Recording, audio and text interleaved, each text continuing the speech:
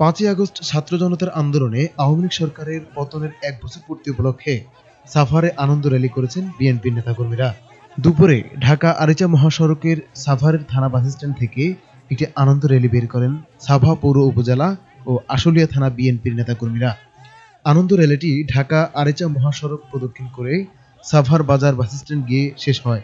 এ সময় আনন্দ র্যালিতে সাভার পৌর বিএনপির সভাপতি খন্দকার শাহ মইনুল হোসেন বিল্টু, আশুলিয়া থানা বিএনপির সাধারণ সম্পাদক আব্দুল গফুর মিয়া সহ নেতাকর্মীরা উপস্থিত ছিলেন।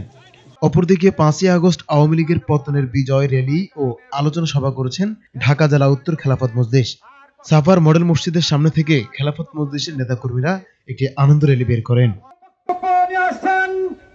বাংলাদেশ খেলাফত মজলিস ঢাকা জেলা উত্তরকে জুলুম নির্যাতন করা হয়েছে, কারাগারে নিক্ষেপ করা হয়েছে।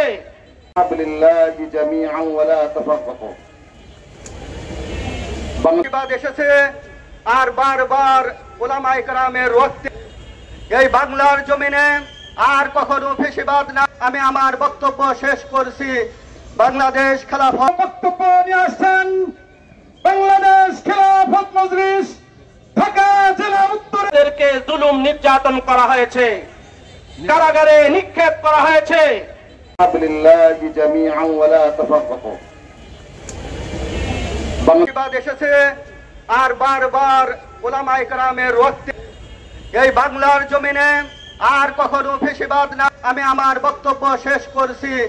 বাংলাদেশ খেলাফত বক্তব্য নিয়ে আসছেন বাংলাদেশ খেলাফত মজলিস ঢাকা জেলা উত্তরকে জুলুম নির্যাতন করা হয়েছে, কারাগারে নিক্ষেপ করা হয়েছে।